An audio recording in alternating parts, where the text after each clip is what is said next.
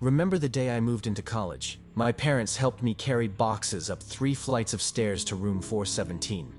It was small but nice. 2 beds, 2 desks, and a single window facing the campus courtyard. My roommate Emily had already moved in.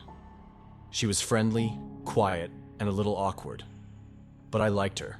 Everything seemed normal at first, until I noticed something weird. Emily never left the room at night. She wouldn't even step out to use the bathroom after 10 p.m. Every evening, she'd close the blinds, check the door lock twice, and slide into bed without a word. I joked about it once. "You act like there's a curfew or something." She just looked at me, her face pale. "There is." I laughed. "What, like a ghost story?" She didn't laugh. She just whispered, "Just don't open the door after midnight." A few nights later, I stayed up late studying. Emily was already asleep. At exactly 12:03 a.m. I heard it. A knock at the door. Not loud, just 3 slow, deliberate knocks. I froze. Maybe it was another student. Maybe someone got the wrong room. I stood up, ready to open it. Emily shot up in bed, her voice sharp. "Don't!" I jumped. She had never spoken to me like that before. I hesitated. "What? Why?" She shook her head violently. "Just go to bed." I stared at the door for a long time, my heart pounding. Eventually, the knocking stopped. The next morning, Emily acted like nothing happened, but I couldn't stop thinking about it. The knocking happened again the next night, and the next, always at 12:03 a.m. I started to feel watched. Then one night, Emily wasn't in the room. Her bed was empty, her shoes were gone. I figured she had gone out for once, but at exactly 12:03 a.m., the knocking came again. I stared at the door, my pulse hammering. And then Emily spoke, but her voice didn't come from inside the room. It came from the hallway. "Don't open the door." Her voice was shaky, muffled, distant. I ran to the door. "Emily, what are you doing out there?" Silence. I reached for the handle, then a text message buzzed on my phone. I looked down.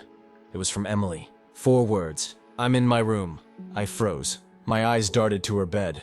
It was empty. But then I saw it. Emily's phone was still on her desk. She hadn't texted me, but the message came from her number. Then from outside the door, I heard her voice again. "Please, let me in." Backed away. My fingers hovered over the doorknob, my breath coming in sharp gasps. Then the door handle twitched. Something was trying to get in. Emily's voice turned desperate. "Please, hurry!" But something was off. The voice wasn't quite right. It sounded almost mechanical, like a recording played over and over. I checked my phone again, hands trembling. I dialed Emily's number. The ringing came from inside the closet. The room went cold. My stomach dropped as I turned toward the closet door. It was slightly open. A shadow shifted inside. Then, bang! The closet door burst open. But Emily wasn't inside. The closet was completely empty, except for a single note taped to the back wall. It had only one word: run. I didn't hesitate. I grabbed my keys, flung the door open, and bolted down the hallway. As I ran, I turned back for just a second. And that's when I saw it, a figure standing in the doorway of my room. It looked like Emily, but its face was wrong. Its smile was too wide. Its eyes were black voids, and it was still whispering, "Please, let me in." I never saw Emily again.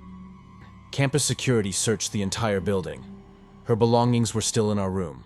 Her ID, her keys, even her shoes. It was as if she had just vanished. No one could explain it. But I started digging. Turns out room 417 had a history. Over the past 20 years, every student who lived there alone, without a roommate, went missing. No signs of struggle, no explanations, just gone. The school never officially acknowledged it. They just assigned new students every year, hoping no one would notice. But the last student to disappear? Her name was Emily Parker. She went missing 5 years before I moved in. And I realized I never actually saw Emily talk to anyone else. Never saw her in class, never saw her anywhere, except our room. So who or what was I living with? And if the real Emily was already gone, what was knocking at my door? If someone knocks at your door at 12:03 a.m., don't open it. And if your roommate ever disappears, maybe they were never really there to begin with.